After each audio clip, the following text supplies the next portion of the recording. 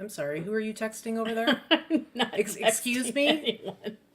This is a professional show. I think we're on the wrong show. We have people from all over the world who are taking their time to hang out with us, and you're over here texting. I'm pretty sure it's even not a even professional show. having a live studio audience of one isn't enough to make you act like more of a pro.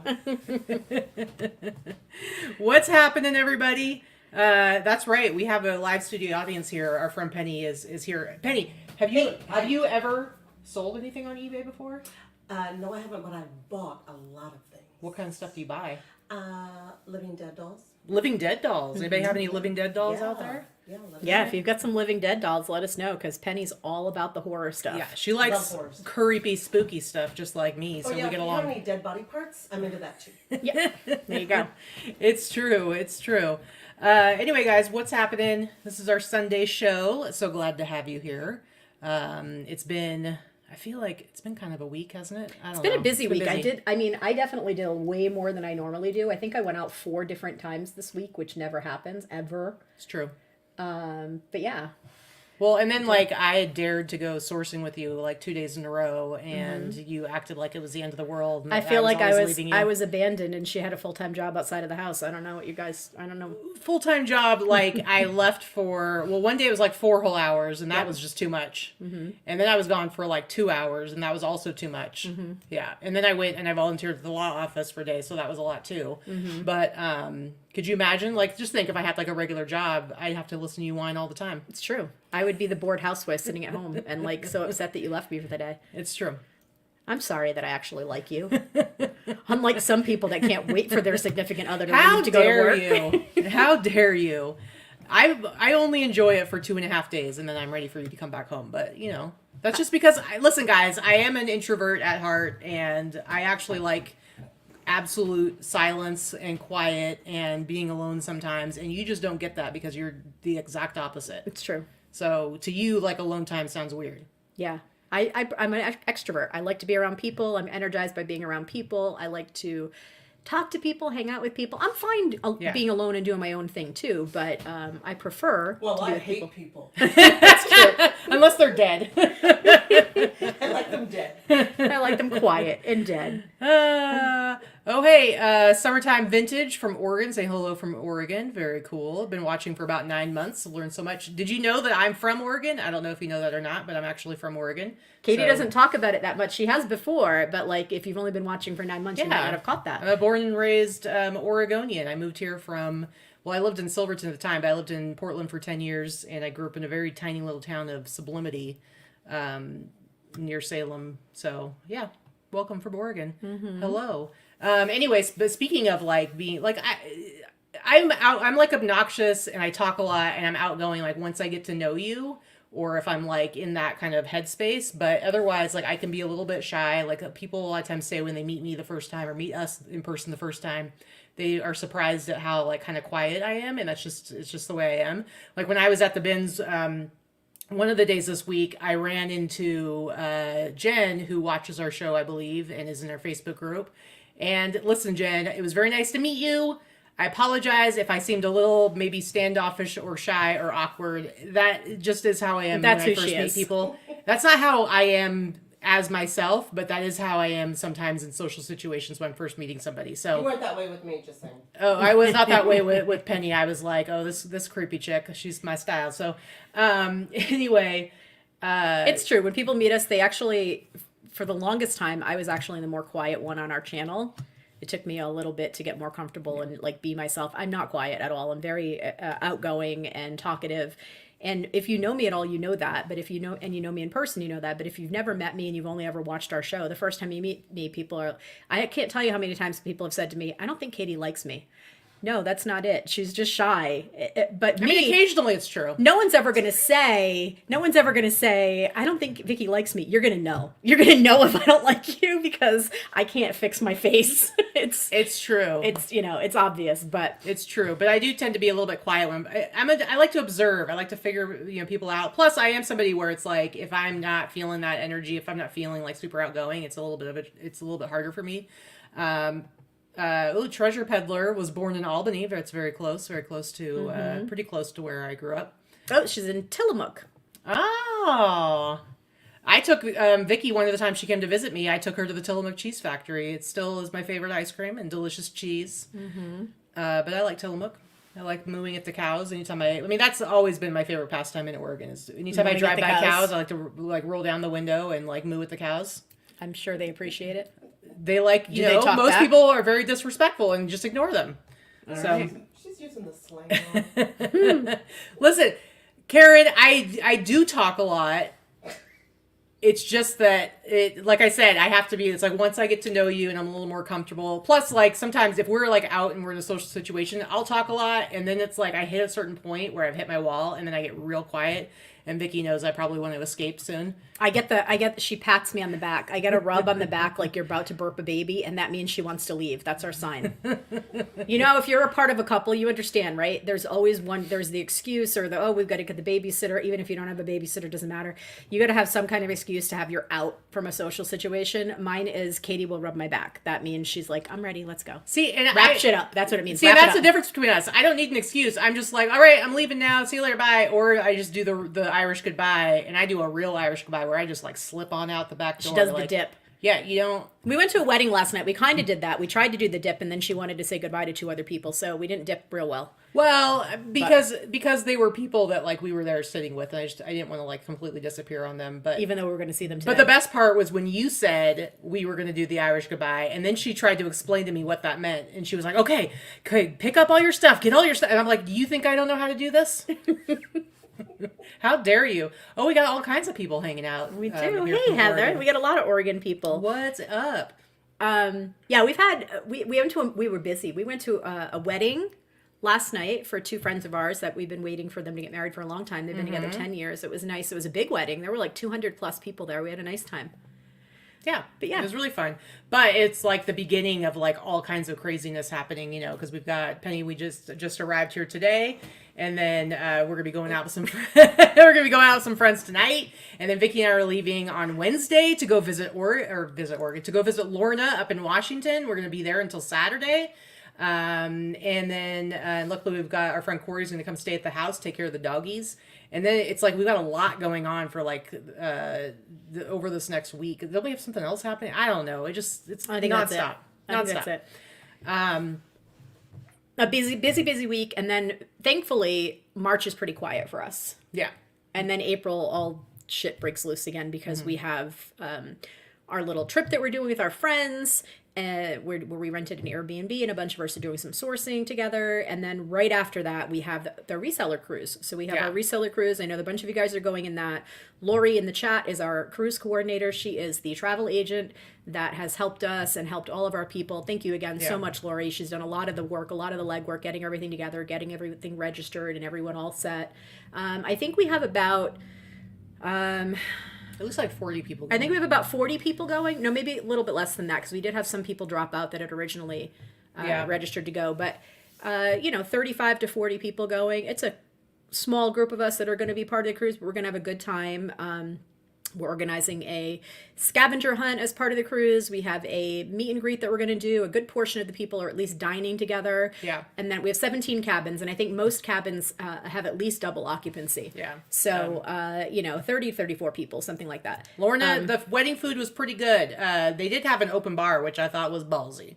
Yeah, man, there's a lot of drinkers in Vegas, and this is a very heavy party crowd. Not us, per There se, were some but people there that I thought maybe like it was like little kids having access to free candy, like walking away from the bar with their 10 Bud Lights. I mean, I love my friends. We had open bar for our reception just because it was at our home, so we provided all the booze and everything. But I'm not so sure at a wedding venue I could do open bar for 200 people. Providing your own booze at like a party at your house is totally different than like, because like, you're paying. Right, that was like $1,000 for booze versus like her bar bill last night must have been probably $15,000. I mean, I was double fisting wine at your guys' wedding. Yeah, most people would.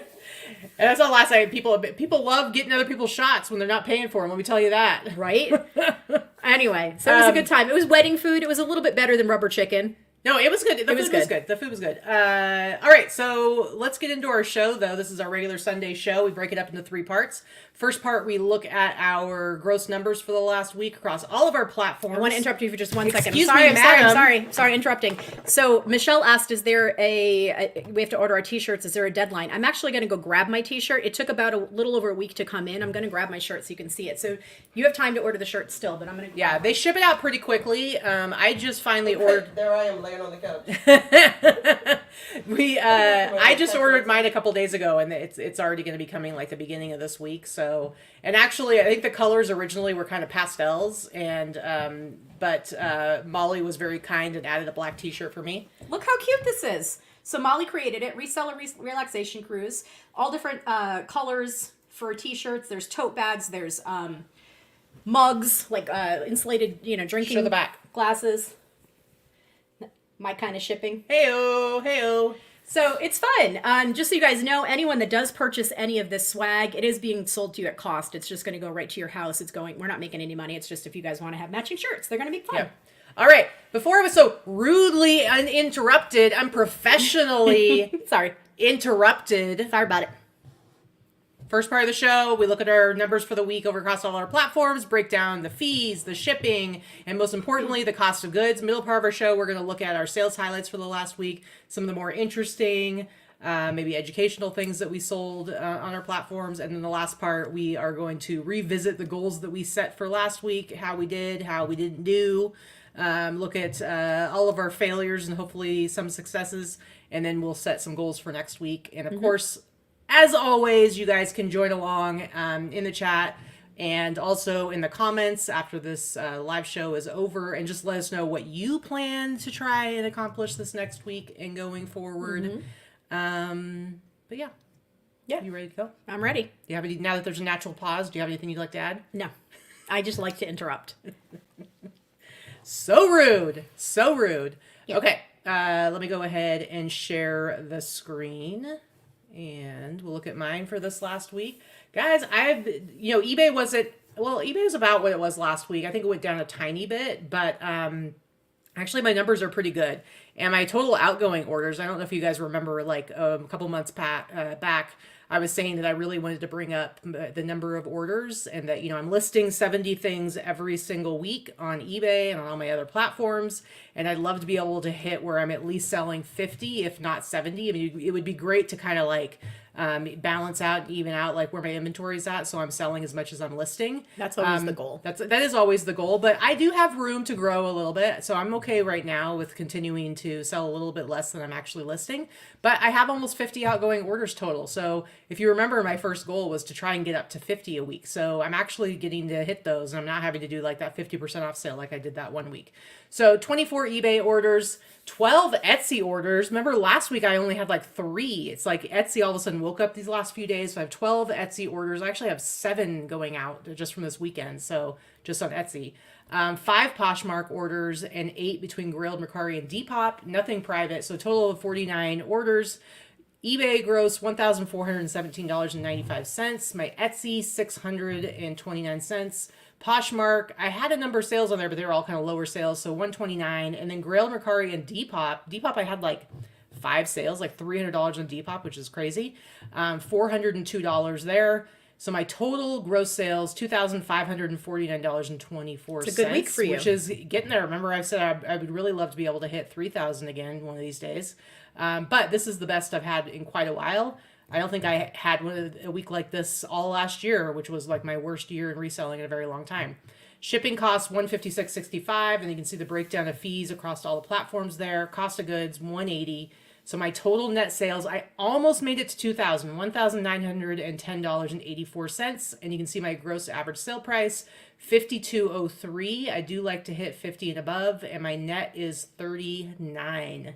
So I feel good. My trajectory is continuing to kind of climb. I would like to see eBay like hit higher numbers, but I'm feeling pretty good about where I'm going. I feel like the work I've been putting in is paying off slowly but surely. We'll see if it continues to go that way, but I do not feel that way. I apologize that you do not feel that way. Well, let's look at what you got going on. For me.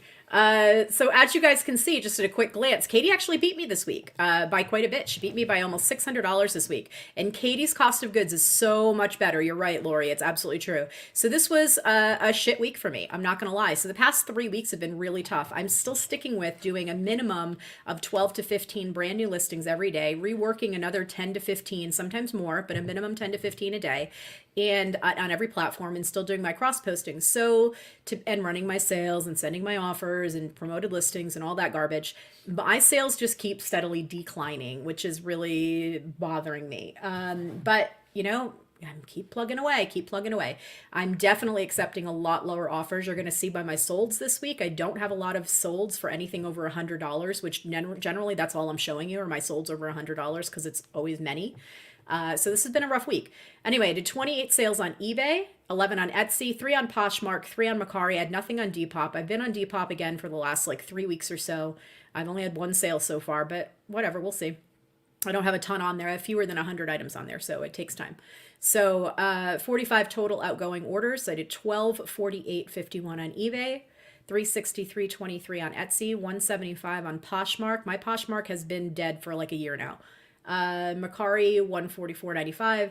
So my total for the week was under 2,000. So it was 1931.69. And then you see my breakdown of the fees. There's $223 for shipping, and then all the other breakdown. My total costs of about $461. My cost of goods, guys, my cost of goods is Real pennies. good. My cost of goods was $62 on, almost $2,000 in sales. I mean, you really can't beat that. You can't beat my buy mark. But my total net sales under $1,500, so $1,409 for the week. That is a really, really weak week of sales. And keep in mind, I do pay a lister. I pay a lister and I pay a cross poster. So on top of my cost of goods, you have to figure about $4 on top of every single item, other than my actual hard cost. Because I pay $3 for the listing and I pay $1 pretty much total for the cross posting for the other platforms. So you're probably more about $27. Yeah, my net ASP is probably about $27 an item. So $1,409, that's not good. I need to be at $2,500 to $3,000 net every week after costs. So it's pretty low. Katie's gonna have to be my sugar mama, Lori says, and I agree. So not a great week. Again, when you combine our sales, we say this all the time, but when you combine our sales, if we kept our businesses together and you combine our sales, we're still killing it as overall.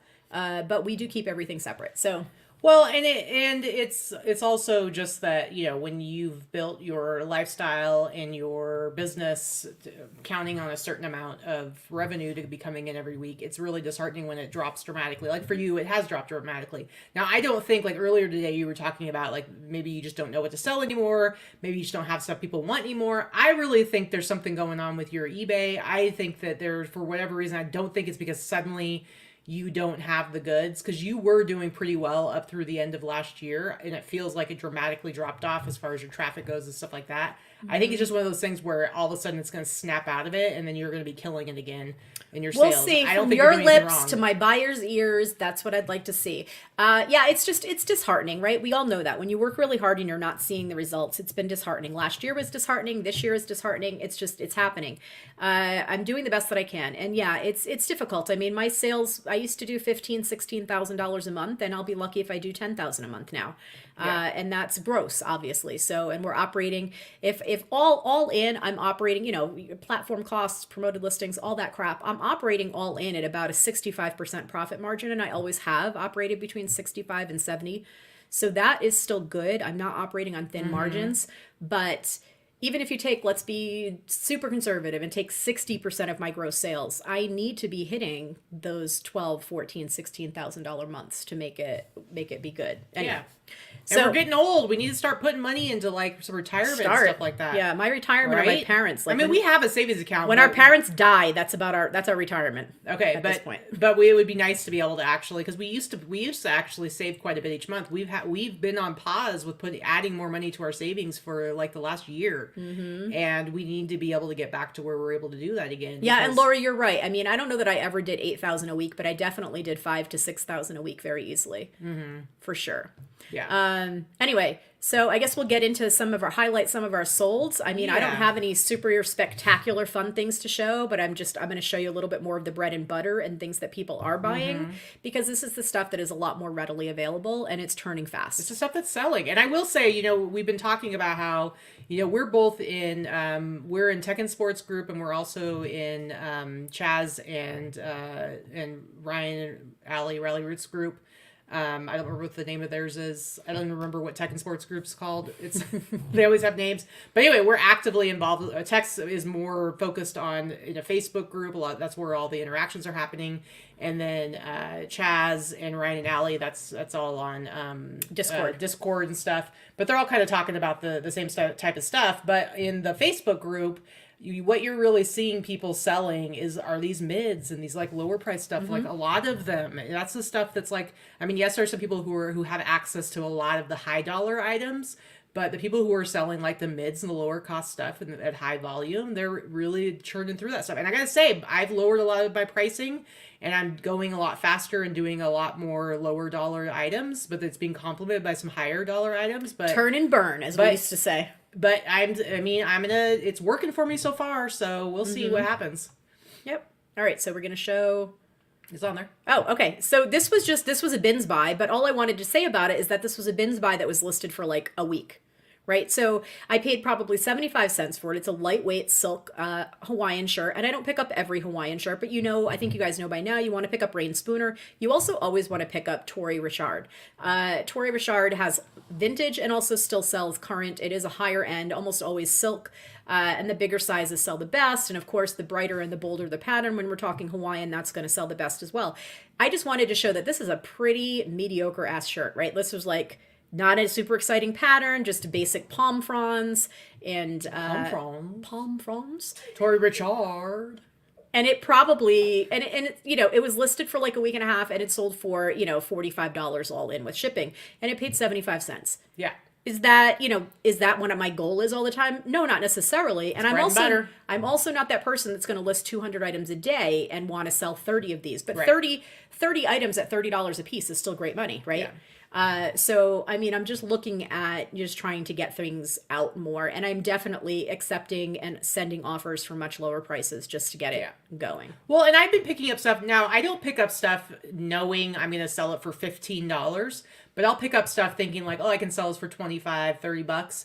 And then once I get home to list it, I realize like that's just not where the price point is. So I do have items that I'm going ahead. I mean, it doesn't really take me that much time to get an item photographed and listed. So my goal is not to sell things for $15, but where I used to be like, oh, this isn't even worth listing, and I wouldn't even do it. Now I do have some items that I'm selling for $15, $20. And the reality is like within any particular category, the more activity you have there, it just helps set the ball rolling, and you just keep continuing to sell. So I used to be very snooty, but that was when I could afford to be snooty. When you could afford to be snooty. When I could just sell stuff for the craziest prices, and I could focus only on the things that I was in love with every single piece, and it just isn't the case anymore. And so I just had to change my mindset. All right, my first one, I mean, come on, guys. Now, this is something I can get excited about. I did not sell it for that price. I found this at the bins. I mean, look at that handsome fella right there. Mike Myers, Dieter from Sprockets on Saturday Night Live. I was so excited when I found this t-shirt. I think somebody just made it themselves. I mean, it's ridiculous. It doesn't have any, like, copyright info on it or anything, but it's definitely, it's on, you can tell by the condition of it and everything. Obviously the tag, but even the print that it was made back when this tag was around. So early 90s. I thought it was so funny. I'm like, I can't leave this behind. I got to get it. And it's one of those things where I'll price a little higher because I'm like, there's not going to be any others of these out there. Or just see what the interest See what happens in the first couple of weeks. And then I'm like aggressively sending offers. So I sent an offer for $50, sold it for $50. I mean, I literally paid less than $1 for it, and I sold it for $50. So I was very, very happy. And now I get to imagine somebody out walking around wearing the shirt. I would laugh at them. I love it. Okay, so this was back in the era of not having a great photographer. I apologize.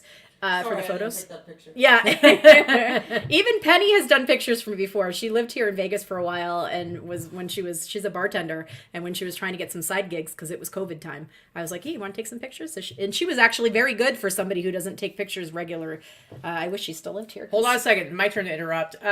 Lorna. You're talking about me. Too bad. We don't care. Lorna sold one of the exact same print. You sold a freaking Sprockets t-shirt? No, it was the Tory Richard one. Oh, boring. I don't care about Back to that. me. Okay, go Back back to me. Okay, yeah, Penny's okay. Anyway, I wish Penny still lived here because I'll tell you what, she could drop one of her 900 jobs. She's like the people on In Living Color that have 10 jobs. That's Penny. She's got like 10 jobs all the time. I'm doing this, I'm doing that, I'm doing this, I'm doing that. Anyway, she could drop one of them and work for me. I'm gonna go get a flyer because we're gonna promote me here in a minute. Okay, yeah, go get to work. Go get a flyer. I'm working. Shut your gaps. Okay, so this was a bins buy. This was like I paid 75 cents for this vintage t-shirt. Here go the dogs. They forgot she's here because she came upstairs. But anyway, as we all know, Precious Moments is the middle-aged ladies' Funko Pops. We all collected these Are in we the middle-aged 80s. ladies? I am a middle-aged lady, and I'm speaking for myself. I collected these in the 80s and the early 90s, and then got rid of them. Yeah, and what a current day reference. Shut up. I just said I'm a middle-aged old lady. Anyway, so are you. All right, and so is 90% of the people that watch us. You are our demographic, is Rude. our age. And older. So anyway, I paid like $1 for this. But again, this is another one. It sold for like $45 all in. And it took a little while to sell. I probably have had this for like 5 months. But it sold. Very nice, very nice. All right, next up, I have this Caterpillar parka jacket. Now, I got this at the bins, which this could be a little bit risky because this was like a big, heavy parka. I probably paid at least $10 for it. And it's like, not only are you paying up for it at the bins, but you're also having to like store it somewhere. And I don't have a huge amount of space for jackets in my inventory. I just have 2 closets and I can't really go beyond that without having to figure out where the heck to put it. But it was pretty much practically brand new in really good condition. And I ended up selling it for $100. I sent an offer out for $100 and somebody bought. I think it was like on promoted listings, so I probably only got like $80 in the end, but I bought it at the bins. I paid like $10 for it. So I was happy to get this big bulky parka out of my inventory, and out of the house. So it ended up being a decent buy. I think I've only had it for maybe 3 or 4 months. So it was pretty good. That's good. Especially because we're like kind of the end of the winter season from a good portion of the country. Yeah. All right. Next up for you. Another t-shirt. So these 3 things that I'm showing, I'm just showing you again, a lot of the mids. Like this is somebody's grandma core craft that they made in the 90s. I love it. This is all acrylic paint. It's a design with acrylic paint. Stains. It has a stain on it. But I mean, it's got beading. It's this, listen, Ooh. if you were doing these things in the 90s, you old just like me, because I was definitely doing these things. Well, I didn't make shirts like this because I would never have worn this in a million years. In the 90s. Yours However, would have been, I love Brett. mine might have said like Bret Michaels on it or Poison or Vicki some stupid Michaels. shit. But anyway, I was making this kind of stuff. And actually, my daughter was a baby in the 90s. She was born in 93. So I used to like decorate bibs and onesies and stuff like that. So I did do that. And Brett that, Michaels' baby. you're such a dork. But yeah, this is another bins buy. This, again, paid like 75 cents, sold for $45 all in with shipping. And yeah, it's out of the house. Yeah, take that, t-shirt bros. Right? All right. Next up, I sold this jacket. Now, I did not sell it for the price you see there. I had bought a bunch of racing jackets from Jesse at Yesterday's Fits, and 2 of them were these Ford Shelby Cobra racing jackets. And definitely always pick these up. They sell, if they're in good condition, you can get 200 plus for them. Mm-hmm. They sell really, really well. I paid $30. I bought 2 of these. One was this color and the other one was like a brighter red. And I paid like $30 a piece for them. But this one has quite a bit of fading on it. It's harder to tell. That's not lighting. That's actual fade going on right there. So I had some wear, had some fading. You can see it all Big across splotch, the back right yeah. there. Big splotch. And then it also had, let's see, where's the picture? This whole seam is ripped open. And I'm like, well, I could have had Crystal fix that, but I was like, I'm not going to bother. and I just sold it as is. And so I priced it up, but then I sent out pretty aggressive offers and ended up selling it for $100. So it didn't sell for over $200. It sold for $100, but still great for all the damage that's on it. Totally. And I paid $30 for it, so it was still a good flip. Next for you. This was part of one of my fancy. buys that I did last year. I bought out a fellow reseller's entire inventory, and I paid an average of $3 an item for all of her items. So I've had this since, maybe I probably had it for like 9 months or so. And it sold for the price. These are not my photos. These are the photos she took. That was one of the things when I purchased her inventory, I was able to take all of her information and all the listings and import them into List Perfectly. So I just took all of her information. And then you took the background off just the I did a photo. couple of them. As I was relisting them or when I went to relist them, I would take the background off. So this is one of those items that I had ended and relisted and changed the color, changed the photo and changed the title, doing the whole tech and sports thing. And it sold within a week of me doing that, as it had been sitting for quite a while. So it didn't sell for a ton of money, but again, I paid $3. It sold for $54 plus shipping, and it's really cute. It was a really cute, like 60s jacket, 60s, maybe even early 70s. It's one of those handmade jobby, so it's sometimes you can't quite tell, but it was cute. It's cute. It's cute. All right, next up, going back to my Western wear. I think this one I think I got this in Colorado. It's hard to remember everything because I know I had gotten some at the bins and I got some in Colorado and then I had gotten some from Jen Goodell, but I'm pretty positive I got this in Colorado. Probably paid like $5 for it at one of the ARC thrift stores. And I actually got an offer on this.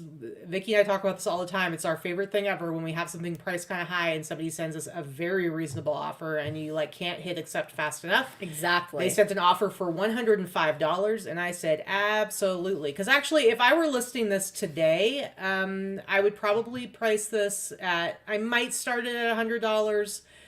Maybe even less, just because I'm trying to move stuff a little bit faster. It's like I paid $5 for it, so do I need to have it priced so high?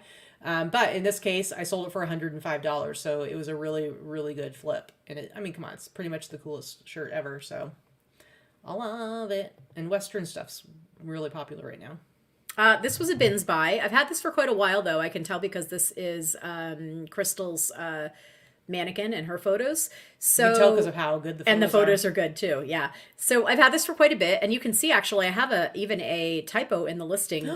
There's like no space between 80s and duck, but it sold for the price you see there. Sold for $66. It was on sale at plus shipping, but it's a tiny, lightweight, vintage ski jacket. Yeah, I like it. I like it. I like the patterns. I think it looks cool on the mannequin. You can get an idea of what the pattern looked like. So I probably paid $3 or $4 for it. I don't even think it weighs. Actually, it weighs under a pound based on my shipping cost there. So I paid like $2 for it. Nice. All right, this was a really exciting sale. I got this at one of the ARC thrift stores. I probably paid like $5 for it. This Neon Genesis Evangelion. I don't know. Anyway, it's an anime t-shirt.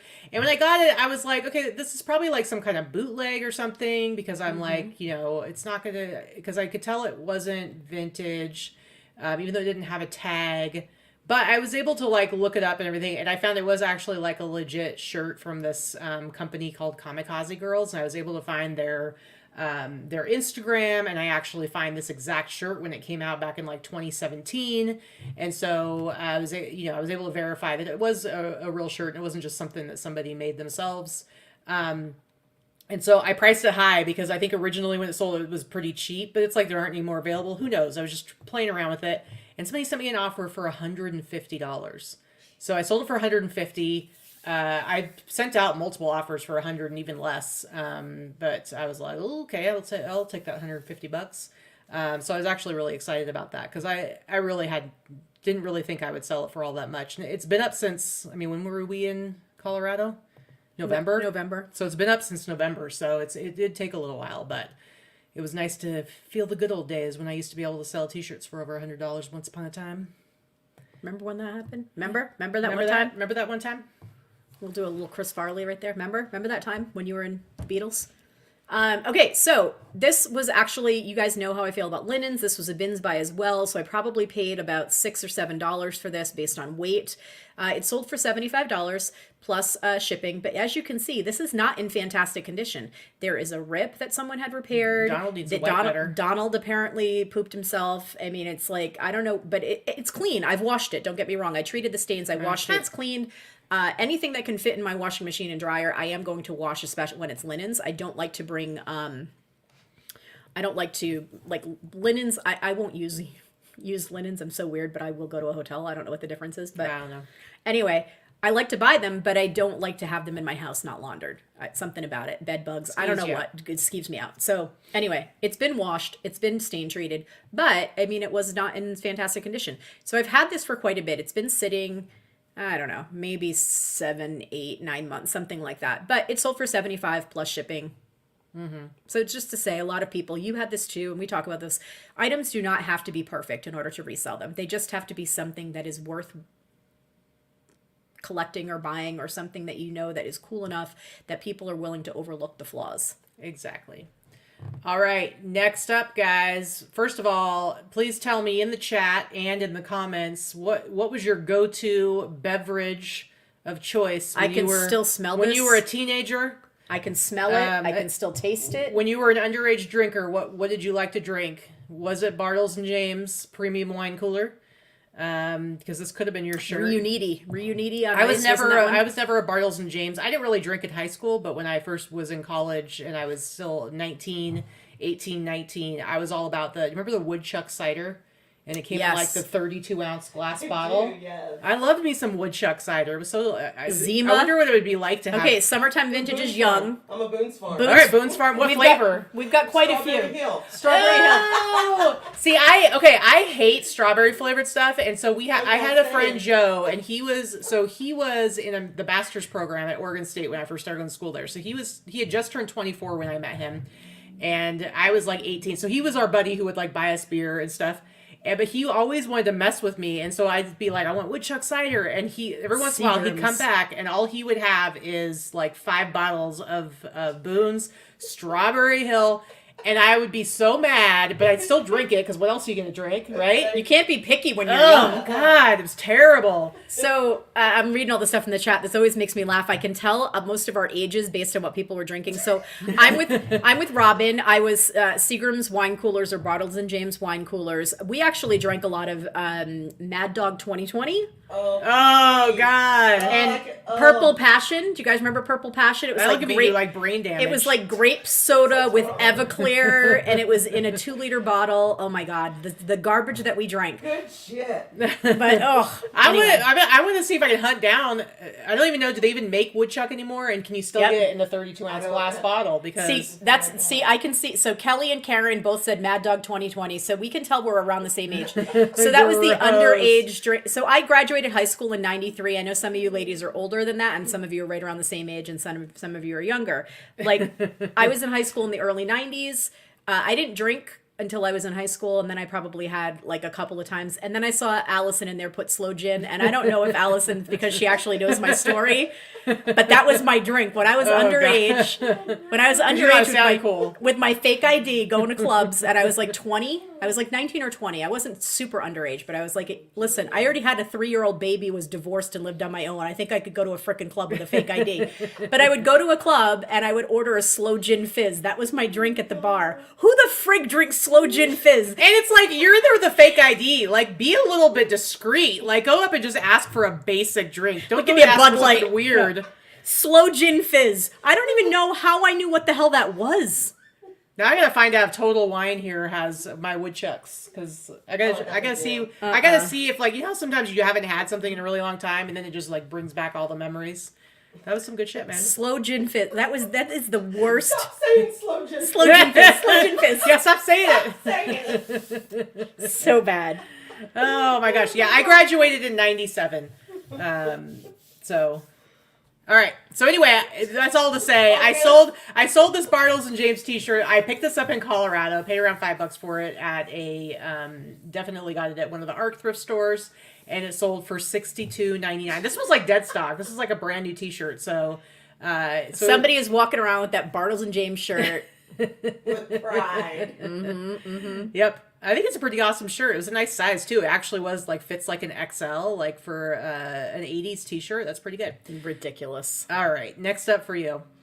All right, so this I had for quite a while. You can actually tell because there's the background remover had never been used on this. So I've had this for quite a while, and it did sell for the price you see there. Not all Free People is worthless, right? I think a lot of us have determined Free People used to be an expensive brand, and it still is an expensive brand retail-wise. However, resale-wise, unless it's something unique or different or super funky, it's not really worth picking up, even if you can get it for $1 or $2. I do still pick it up if it's a funky item or if it's certain, the colors line, there's like some certain organic lines that are super popular, whatever. I will still pick them up. However, I don't pick them all up. I remember buying this, and I can distinctly remember buying it at Deseret. I know I paid like $6.99 for it, but I've had it for like 2 years. So it finally sold $132. Would I pick it up again? Probably not. But I think it was a pretty good sale for what it is. Nice. Crystal's dad had a full bar, and they were allowed anything they wanted as long as they stayed home. Oh. What? That's ridiculous.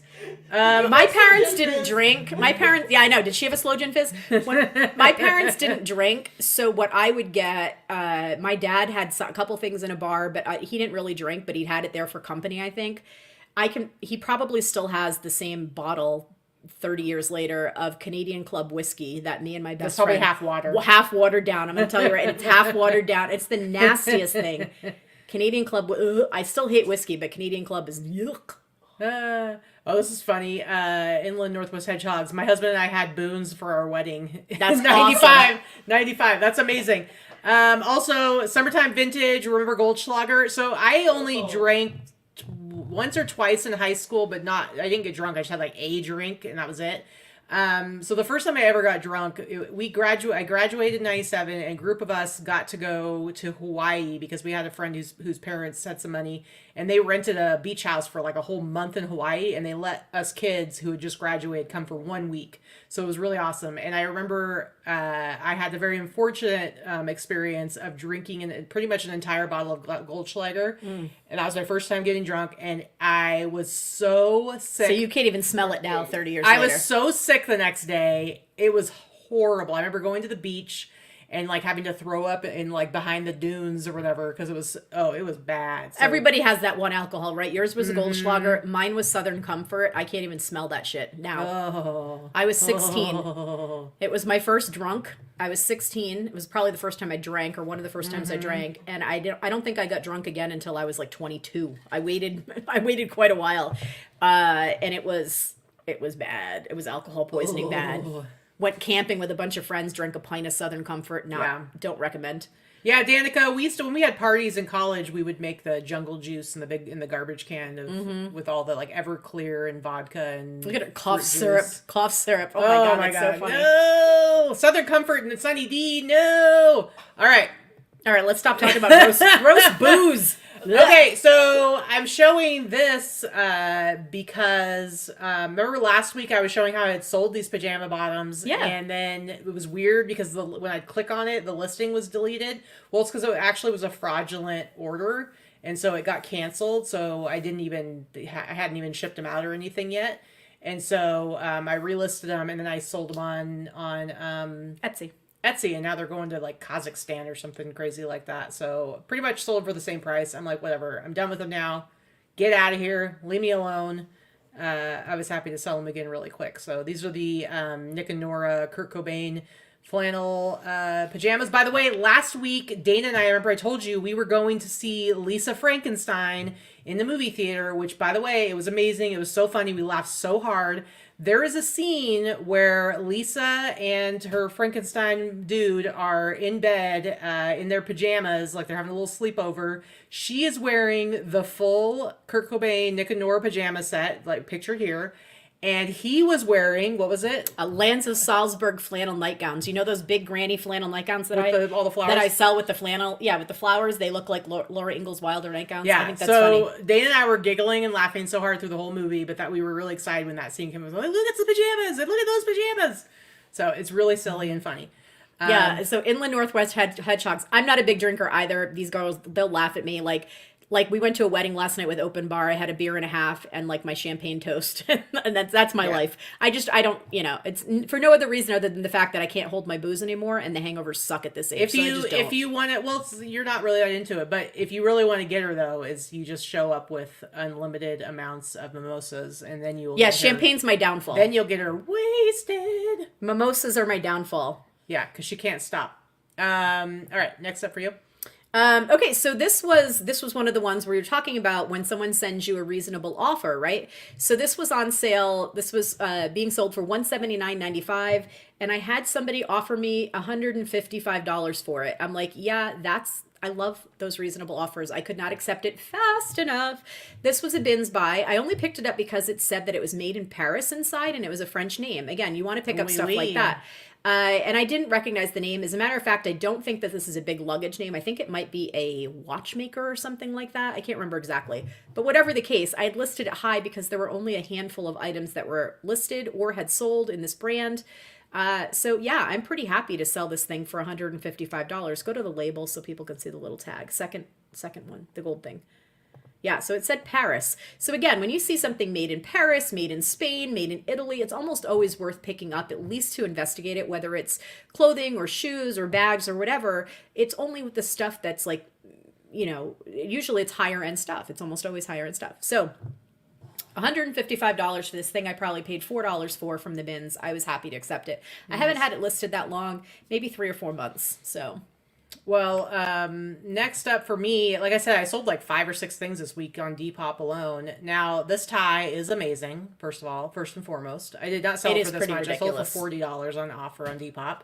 But I was at yesterday's Fits buying a bunch of t-shirts and sweatshirts and stuff from Jesse like a month ago. And he happened to have this. He's like, hey, you want this thing? It's ridiculous. And I was like, yeah, I need to have it. It's like the most ridiculous rainbow trout tie. It's hideous. And speaking of Oregon, this is actually made, it's like fiber graphics, screen printed, hand painted and sewn in Eugene, Oregon, 1986. And this is actually a silk tie, but it wasn't soft. It was like kind of had a rough texture. It was interesting. But amazing. And I actually had quite a few offers on this, but it never turned into a sale. And then I sold it for $40 on Depop. So I'm very excited that somebody's going to be wearing this. I want to know tie. I want to see the guy that is walking around wearing this tie because I want to see, how do you style that? What do you wear it It's with? art, okay? And I think my pictures are pretty good. Your pictures are really good. Look at that. It's fantastic. It's a heinous tie. Penny likes it. Okay. No, she doesn't. She's laughing at us. Yeah. Okay, so this is one of those, like Crystal was saying in the chat, like I was saying, the 90s and Y2K stuff is the stuff that's selling fastest for me right now. I'm definitely selling it usually within a week or two of listing if you price it properly. So like the Ed Hardy we've talked about, the Affliction, that kind of stuff that's back that never... which is weird because Affliction was really hot like 10 to 12 years ago here. And it's still hot in some other parts of the country, kind of like the Robert Graham shirts. Again, East Coast to West Coast. West Coast fashion is faster than the East Coast. So people will fall out of fashion here before it does on the East Coast. And of course, different parts of the country, all that kind of stuff. But in any case, these kids that are the teenagers now are loving that early Y2K stuff. Now, this is early Y2K stuff. It's not super vintage, not even vintage really at all. But the Harajuku lovers, that was Gwen Stefani's thing when she was into the whole Harajuku B-A-N-A-N-A-S when she was like, right after No Doubt. Anyway. So Harajuku lovers and Lamb, those were 2 lines that were attributed to Gwen Stefani. And they're both defunct at this point. Lamb was the high end. Harajuku lovers was a little more mid end and lower end. Again, I picked this up at the bins. I probably paid 50 cents for it. It listed and was sold within a week. It sold for $48. So nice. That's the kind of stuff that people want that is selling faster now. I had picked up a Steel Panther Y2K baby doll t-shirt. Steel Panther is basically an 80s cover band that is like ridiculous. They try to look like the 80s guys and stuff. They're fun, they're great, the music's fun. They're popular, but they're still like a cover band type thing, although they do have originals. But they're pretty. Are amazing. Their originals are amazing, but they're also a little bit obscure. If you don't like that kind of music, you have no idea who they are. They're not mainstream. They're not played on the radio or anything like that. So I picked that shirt up. It sold within an hour of me listing it for $50. So that's weird. Like that kind of stuff is what's selling right now. So keep in mind, that my traditional stuff that I love, that's 50s, 60s, 70s, it'll still sell, but that's not the stuff that's selling the fastest. Yeah. He's My Reason says, you'd love the thrift here. They have Mimosa Mondays. You walk around shopping and drinking. I mean, I'd be in trouble. Where are you? Where do you live? Because I may have to come visit. Where is this place? And do you offer a spare bedroom to visitors that come to thrift? That's my. I mean, question. to be fair, you could just put mimosas in a water bottle and go to any thrift store and drink it while you shop. Don't give Penny just secrets saying. away. Don't judge Penny. Don't judge Penny. And I just wanted to point out that where did it go? Danica said the fish is going to get his wiener, so I just wanted to say that. All right, next up for me, Adam Ant. It did not sell for that price. Adam Ant, look at this, Penny. Look at this. I'm looking at it. It would have fit you too. It's an Adam Ant 1984 tour sweatshirt, sleeveless sweatshirt, Adam Ant strip tour. And Jody, she messaged me and she was like, hey, you got to go check out this Adam Ant sweatshirt that's on Mercari. She's like, I already have bought too much stuff, but I don't want you to miss out on it if you want it. And it was priced at $20. So I went and looked and I'm like, heck yeah. So I bought it. And like with shipping and stuff, it was like $25 or so. And so then I went ahead and listed it on my platforms and I sold it on Depop. It took like maybe a week or two. Sold it for $80. So after fees and my costs. I have this shirt in blue and gray. What? You could sell it. No. So I had it for like a couple of weeks. It was fun, and I probably cleared like over $40 on it. So not like a huge amount, but still, this is the kind of stuff that I really get excited about because I just think it's cool. I like having it in my shop for a little while. And, I think that's great. So I where's do the see specific that where? Missouri. Missouri. Okay. So I do see Dreamy Eyed Joe commenting on Robin walked away from her phone. Oh. And he said, "What's up? It's Joe. Robin walked away from her phone." She got her phone hacked. Yeah, the Adam Ant shirt is cute. Yeah, Love it. I love it. It's amazing. I love this pink. And mind you, part of the reason. 2 weeks. Oh yeah, he's like on tour again. Yeah, so excited. Part of the reason why Penny is here right now is she came in and visited from with friends and was doing strip stuff, but she's also here to hang out with us Strip tonight. stuff. What? Yeah, I was we not live in stripping. Vegas. She was Not doing strip stuff. this time. Okay, this time, right. But she's leaving. She's Wait, going where's the on she's going on the Monsters of Rock tour. Monsters of Rock cruise leaving this week. Now, we've talked about this before. I've been on that cruise a number of times. That's in fact how I met Penny. And I love those cruises. I've done my time, but I love those cruises. Katie would hate every second of it, but I know she's going to go and have fun. I wouldn't go. And You would do it with me. so You many would have friends. so much fun. With the cost, I wouldn't go. Okay. No. All right, what do you got? What's your card? Oh, so I work for Indie Tattoo Expo. If you have tattoos. If you live in Indiana, if you live close to Indy Yes. and you want to go visit and check this out, she works for the Tattoo Expo. She helps organize this whole event. You guys all know because we do our Boss Reseller Remix.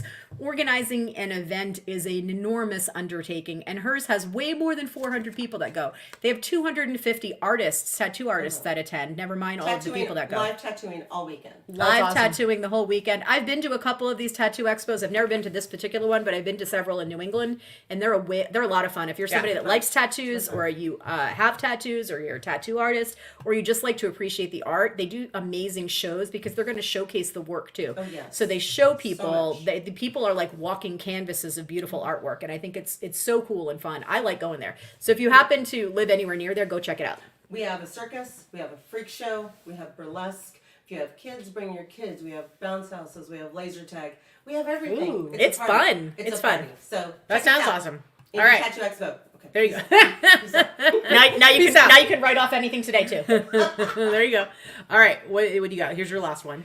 This is my last one, and again, Oh, where'd you get that? Where'd you get it? Hold your chair. I can't see. How'd you find it? So Katie got this for me at one of her bins trips last week, and I listed it myself, and I had it listed within a couple of days. I just thought it was cool. It sold within 24 hours. I feel like maybe I didn't ask for enough, but it's not a super popular brand. It was just a really cool skirt. It had a cool pattern, very 80s. And had, I would have worn that actually if I were going to somewhere where it would work. I can see Crystal wearing it. It's cute.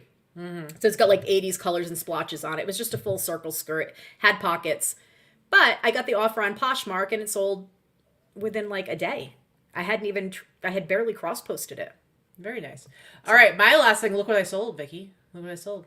Look what I sold. Ooh. Look what I sold. I gave Look you at this that. sweet ski. No, you did not. I did bought not? this. Okay, I thought I gave Why you would that. you give me a ski suit? No, I thought I gave it to you at the bins. Oh, I got it at the bins. Maybe you were there. I don't know. If you mean by giving it to me, let me pay for it, then yes. Yeah, probably. Handed it off to you and said, I don't want to But I probably paid like at least $10 for it. I actually haven't had it for a crazy amount of time. I've only had it for maybe a couple of months.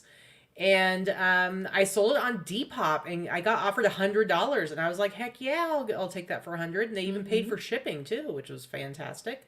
Woo-hoo. So I'm the first stuff that I listed on Depop has free shipping, but then when they switched over to the Depop shipping, I went ahead and started charging for shipping. So, but yeah, $100. I think that might be one of my best sales on Depop. I don't know what's going on with Depop this week. I have all of my stuff on Depop is boosted now. Because of what Crystal had said when we had our last meetup. But none of the 5 things I sold this week were from boosted listings. So I didn't have to pay that extra 8%. But $100 sale on Depop. I was very happy about that. No, it's pretty good. Yeah. All right. So that is it. So let's get into the last part of our show. So last week, one of the things that we said we would do, and we fully lied about, was that we were going to do a haul show this week, and we did not put out a haul video this last week. So we're terrible, horrible, lying liars. Mm-hmm. And lying liarsons. I would say I feel bad about it, but I mean, I feel somewhat bad about it.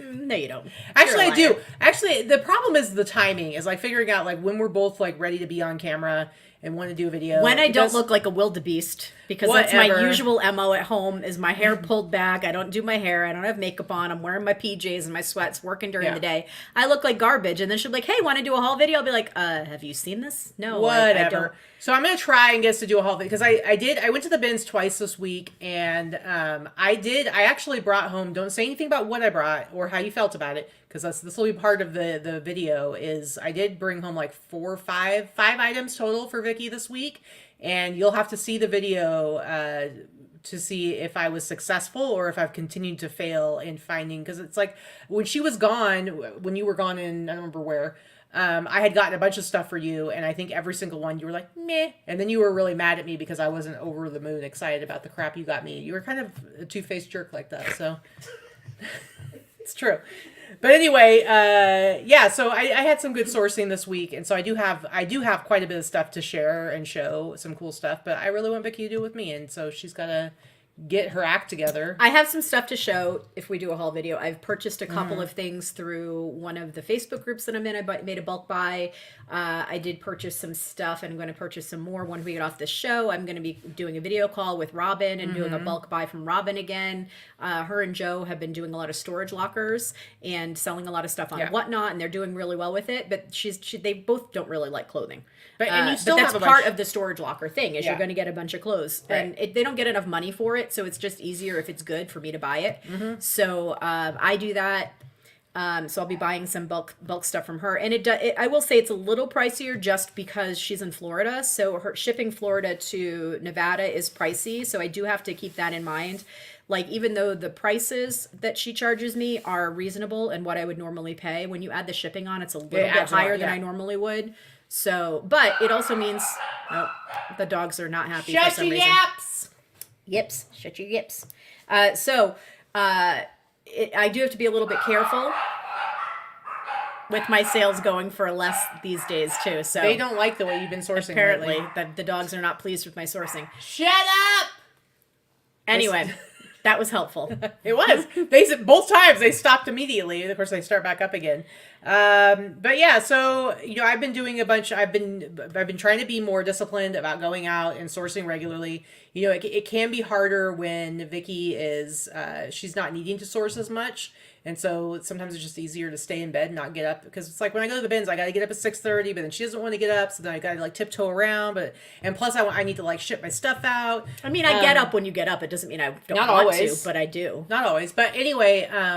So I went to the bins, but I also went to yesterday's Fits and got some really great stuff. And then they were having a pop-up shop, a pop-up on UNLV campus, which is just like a couple blocks from where their shop is. So you went to hang out with the fellow Utes? Yeah, so why are you stepping on my joke, man? Sorry. So you didn't even say it right. So I walked on down to campus, And I said, how do you do, fellow kids? Loser.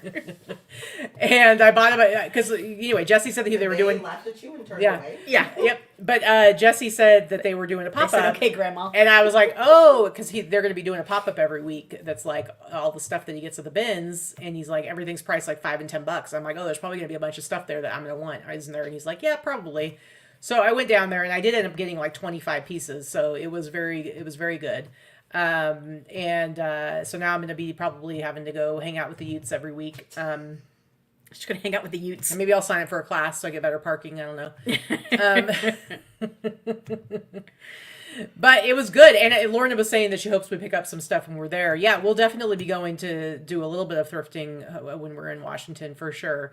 So anyway, as far as this next week goes, well, this last week I haven't missed any of my days. You missed like one day or 2 days. I missed one day. I took a mental health day and said I don't feel like it's the listing time today. of year. You have it's the anniversary of the station fire was on Tuesday.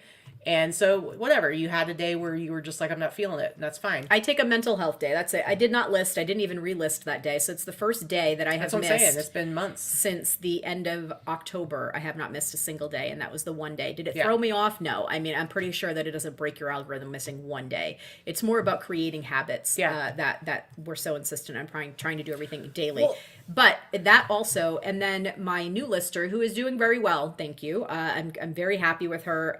who are you thanking? I'm just whatever. I'm just saying She's doing very well. Thank you. I have a new lister. I'm very happy with her. I'm very pleased with her photos and her listings and her drafts and everything like that. Well, she has a real job. I'm a side gig for her. So her real job is she works for a cannabis magazine here in town. So she does a lot of writing. She's an author. And so she writes a lot of articles for the magazine. Well, the cannabis convention was here in Vegas. So last week she had to work the convention for 3 days. Well, she came back and ended up with RSV. So that's been a big thing going around. I'm sure you've had it going around where you guys are. I know I was super sick and I didn't even have RSV. I was sick for 3 weeks, knocked the shit out of me. Yeah. So she has RSV and she was in bed for like 5 or 6 days. It completely knocked her out sick. So she's behind a whole week. So she's doing all of her drafting and stuff for me. Like now she's just finally feeling better today. We were supposed to get together on Monday. So we're a whole week behind there because she was so sick. So I haven't quite had as much. Well, and so I have the title of today's show is Finding Routine in Chaos. And the reason I say that is because, like last year we had one of our worst years, definitely my worst year ever as a reseller after like every year continuing to do better and better and better. And a lot of that I attribute first of all, it's because just the market changed and I didn't change soon enough with it. But the other part of that is because we were doing lots of traveling, lots of stuff, lots of entertaining of friends who were throwing us off our game. Not sorry. Just kidding. And we were doing a lot of that and it's like, so every time we get into a routine, something would happen and then we'd be thrown off and we just kind of let it happen over and over again. And so, and it was really easy, just like anything else, it's really easy to slide back into old habits or to like kind of put stuff off to the side. And the difference now is that we're really trying to stay consistent and doing stuff like having a draft bank. And so like for me, like I need to be better at like keeping on top of stuff because I haven't missed a single day since November 12th, every single day, 10 new items on all my platforms.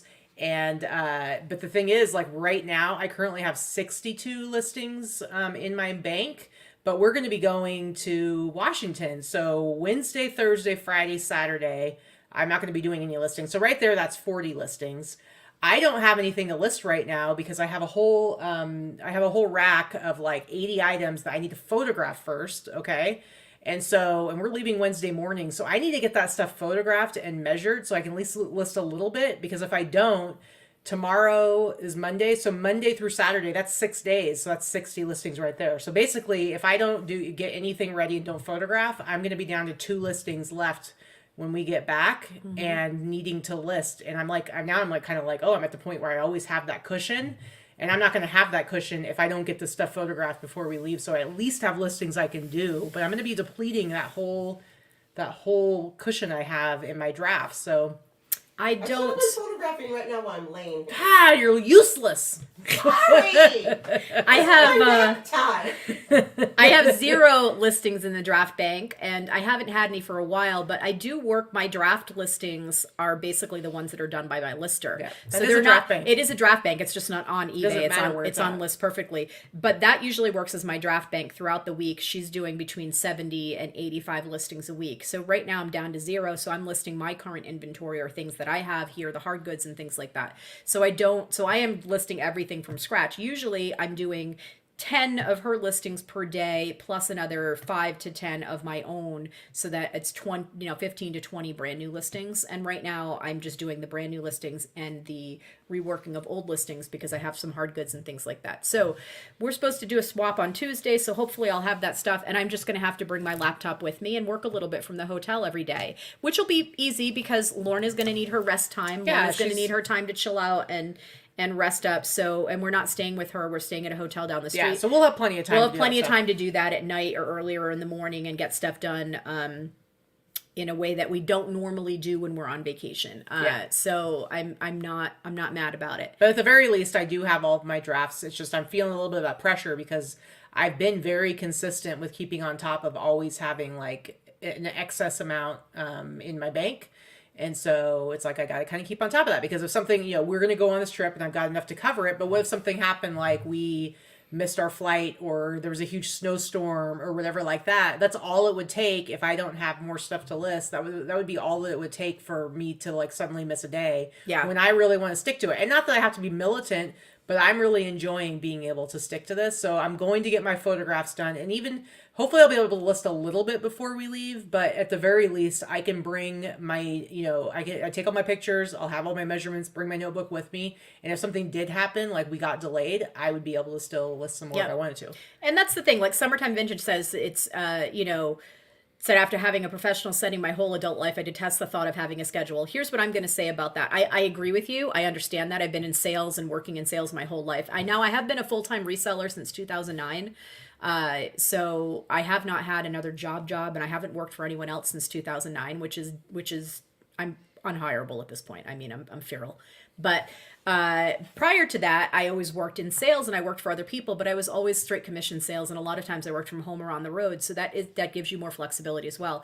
I'm not so sure that I could work a 9 to 5 or even 3 to 11, whatever, for someone else under a set schedule anymore. I don't know if I could. I don't know if I'm capable of doing that anymore. No. But what I found is that being able to do this in a schedule like we've been talking about over these last several months and talking about our processes and trying to create a schedule, I have found that if I'm doing this properly, if I'm up and working and shipping and doing all my stuff by between 7 and 8 in the morning, which is my norm, I'm at my desk between 7 and 8 in the morning. No matter what time I get up, I'm usually up between 6 and 7. But I'm at my desk between 7 and 8 in the morning. I can be very easily done with my shipping and reworking of listings and listing my 10 listings by 11. Yeah.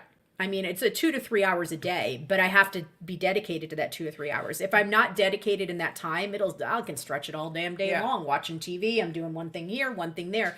But I like having the consistency and getting it all out of the way. Mm-hmm. Bare minimum, I am absolutely done with what I have to do by noon every day. And then I spend the afternoon cleaning or researching things or taking more photos or doing what I have to do. So the consistency for me means that I can be done earlier in the day. And I will say, like when I was sick for the majority of December and early January, getting everything done within 2 or 3 hours in the morning and going back to bed every day because I was that sick was a godsend to be able to have that type of job. If I was working a job where I was expected to clock in somewhere, I would have lost 3 weeks of pay. Yeah.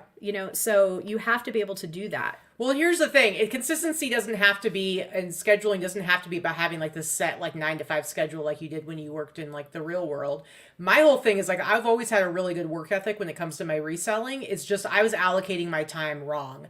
And so before, let's say I had 150 items come in, I would get it all photographed as soon as possible because I wanted everything listed. I wanted everything selling as soon as possible. I wasn't somebody who oversourced and then had stuff sitting around in the death pile. I wanted it making me money. And so I would photograph it all and then I would list it as fast as I could. But then I'd be like, okay, then I would have nothing to list and I'd have to go out and source and go through this whole process again. And you'd miss the 2 or 3 difference, days. Right. And the difference about today, I get those 150 items. I still do the same thing. Process it as quick as possible. Photograph it as quick as possible. Get it all measured as quick as possible. List it all as quickly as possible. And so maybe I get the 150 done within the week, but only 70 of them go live. And I'm actually much more flexible now where any day I can be like, I don't really feel like doing anything. If we want to, let's go do something else. Let's go do that. Let's go do blah, blah, blah. And it doesn't matter because I still, my store is feeling the effects as if I was listing every single day, 7 days a week, 365 days a year. It's not that I'm physically doing the same work every day or having this really strict schedule. It makes it actually much easier to kind of be like all over the place. And so my advice to people who maybe like, I don't have a problem with focus, but let's say you're somebody who's like a little ADD or has like our friend Alexis, if she's still in the chat, she's somebody who's kind of like, her thought process and everything is a little bit all over the place and it works for her. But for her, like doing the same thing of banking, things can be very chaotic, but that work is still getting done. It's still consistently getting done. And it has shown itself in her numbers. And she's the reason we even got started doing this because she was so successful with doing it with her shoes. Mm-hmm. And she's so consistent. And it's all about kind of doing this whole different approach that it's like it forces you to be consistent without having to do the same thing every day necessarily. Mm-hmm. Yeah. I don't know. That's all I got to say about that. That's all I got to say about that. And we're still that. reading. That was the other thing we had said. Oh, we are still bring reading. back reading. We're still reading. I'm still reading, if not every day. I think I have read every day, at least for 20 minutes to 30 minutes every day at some point, and getting, making your brain work in other ways. It doesn't matter what you're reading. It doesn't have to be about reselling. It doesn't have to be about selling. It doesn't have to be about, motivational stuff. It doesn't have to be that. I'm reading fiction, but making your brain work in other ways instead of just doom scrolling Facebook and Instagram and TikTok and all that crap that we all do and that we've all been doing for several years now. We have too much of that. It stimulates, everything, but it also distracts us from like, you're getting everything in such short snippets. You wonder why these kids have no attention span. It's because they don't need one, right? Yeah. We've made it so they don't need one. So reading an actual book or listening to an audiobook or doing something that is outside of this type of screen time has been very good for me. I'm still reading House of Leaves. I'm only halfway through it. I will say it's not a book that you can just like fly through. It's dense, and I was telling Vicki, I'm like, you would hate it because it's told from like different perspectives, and there's like it's not a traditional book and traditional storytelling. It's very all over the place. It's linear to a certain degree, but there's like 2 different stories with 2 different voices being told at the same time that are completely somewhat separate from each other. It's hard to explain. And there's lots of different like kind of weird formatting issues. It's a really interesting book to read, but it is, at times it can be a bit of not a struggle. It's just really dense and there's a lot going on and you can't really take it all in. So I'm looking forward to after this book, like getting into some stuff that I can kind of just like plow through. That's a little bit more traditional, but I am really enjoying it. I think it's one of those books though that I wouldn't necessarily recommend to people unless I really know the style that they like. Because like I said, I know Vicki would absolutely hate it. She'd start the first page and probably be like, I don't even know what's happening. I hate this. I'm not going to read it. So that's kind of how it is. I kind of know you a little bit. A little bit.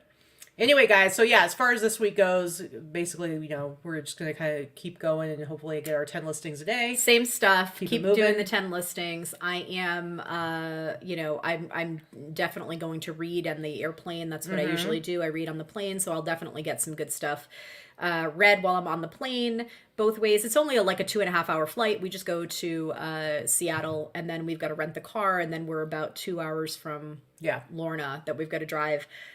So she lives in Sequim, Washington. So Sequim is near Port Angeles and Port Townsend and that type of area. It's a little peninsula, and it's a very small town. But we're like we've been before. We like it. We enjoy it. It's definitely not a major metropolitan area, which is what's so nice about it. It's like the town I moved from when I moved here. I was living in Silverton, which is like 10,000 people. The town I grew up in is like 2,000 people, but and Squim is about, I think, 10,000 people as well. But we're gonna have a lot of fun. We really we love Lorna, of course. We're excited to see her. Lorna We and her also partner Pat. We also really like her group of friends there, so we were looking forward to seeing them again because we we got to hang out with them and have a good time with them a few years back. So we're excited about it. But yeah, it's too bad that the weather's not going to cooperate, but it doesn't matter. We'll have fun wherever we are, and the nice thing is we're coming home to good weather, so we don't have to live in that anymore, either one of us. So it makes us appreciate the weather here more. It's true. All right, guys, thank you so much for hanging out with us. We really appreciate you, and we will see you this next week. We'll see you next week. Yeah. Okay, bye. Bye.